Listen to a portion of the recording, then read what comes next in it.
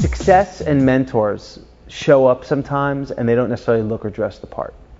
And in business, you can't, especially today with how much innovation goes on in business, you can't discern what they're going to look like before you meet them. And you certainly shouldn't discriminate against them. Okay, all of your preconceived notions, your nostalgic notions of what was and who they should be, those players, those thought leaders, they don't necessarily show up and bestow you with the blessings of information, the graces of a new vision on how to approach business necessarily.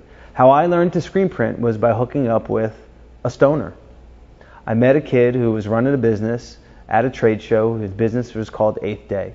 And his belief was that on the eighth day, God created marijuana.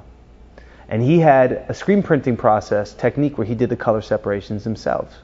And they were photo-real color separations. Brilliant. Now, the guys that were doing photo-real color separations at the time, okay, were the big brands like Reebok, Nike, all of the big sporting goods brands. So the licensed team sportswear guys, the NFL, Major League Baseball, hockey. This was 1993, 90, this was already 95, 94, 95, right? Those were the guys that had the technology to print that way.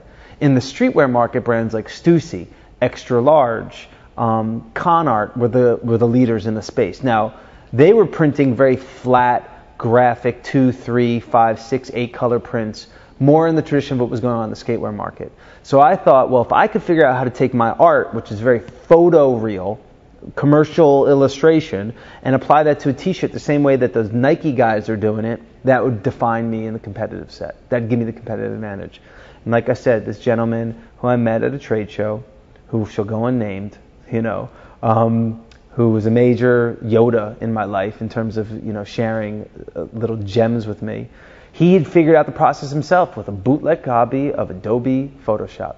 He figured out how to do those color steps himself. So instead of me farming it out to a big firm that would charge me $3,000 or $4,000 for the color step, where the unit cost based at my volume would have been $4 a unit for those color steps, he taught me how to do it where I could do it myself and get the cost down to what just the film or plate cost which is about 20 cents a shirt.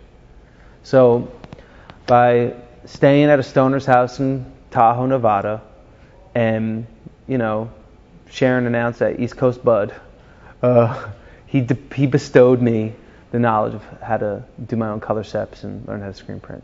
One of the best lessons I've ever gotten in my life.